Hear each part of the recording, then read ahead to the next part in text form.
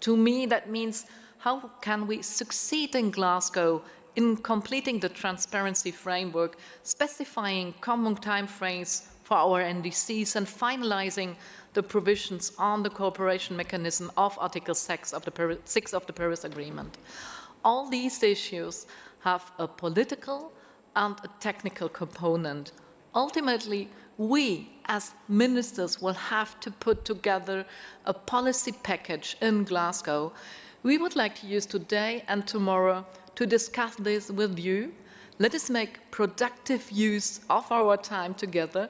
We should give as many ministers as possible the chance to raise an issue. It now gives me great pleasure and hand over to the designated president of the Net Climate Change Conference, Alok. Thank you for taking part today, and now the floor is yours. Secretary General, Prime Minister Johnson, Chancellor Merkel, Svenja, ministers, friends. Today I have the unique honour of being the only COP President designate to welcome ministers to the Petersberg Dialogue 2 years in a row. And it is a particular pleasure for me to be sitting next to my friend, Minister Schulze, as I do so. Svenja, let me start by congratulating you for the proposal that you put forward yesterday to make Germany net zero by 2045, coupled with enhanced near-term ambition. Colleagues will know that at last year's dialogue, we quite rightly focused on the unfolding impacts of the coronavirus pandemic and the importance of the green recovery.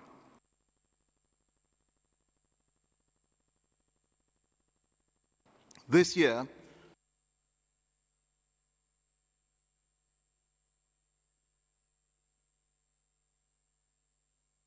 with now less than 6 months to go to Glasgow, we are focusing on the negotiations. And I'm very keen that we use every moment of our time over the next 2 days to delve into adaptation, into finance,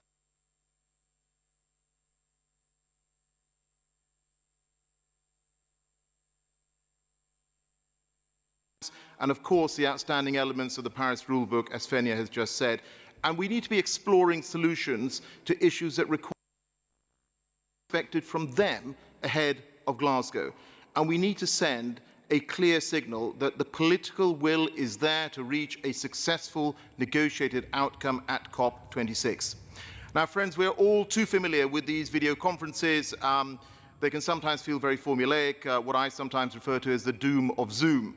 But I request that we do everything we can to make full use of the opportunity that we have now, today, and up to Glasgow, that we move beyond positional statements. Instead, let's speak very frankly about what really matters to each of us, to each of our countries, and let's engage in a genuine conversation about how we as ministers can best contribute to resolving these issues. It is only through flexibility, through leadership, that we will find compromise. And it is through that that we will agree a balanced package that makes the goals of the Paris Agreement a reality. That is what each of us must bring to this virtual table today, and I'm really looking forward to the detailed discussions we're going to have. But before we begin, I want to give you a quick but important update.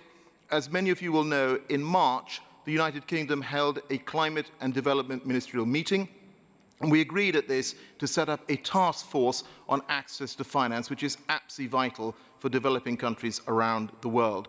This will take a new economy-wide approach to climate finance, aligning support behind developing country priorities. And I'm very pleased to say that we have developed the draft concept note already, which I'm going to invite partners to work with us in shaping and take this work forward. And we will make this available shortly on the COP26 website. From now, that is all from me. Very much looking forward to hearing from ministers and having an interactive discussion. Svenja, back to you. Thanks a lot. A nice change in Germany. Vereinigten Königreichs ist Boris Johnson und Frau Bundeskanzlerin Dr. Angela Merkel. Wir starten mit dem Premierminister Johnson. Ich darf Ihnen, sehr geehrter Herr Johnson, zuerst das Wort übergeben. Thank you very much, Svenja. Ja,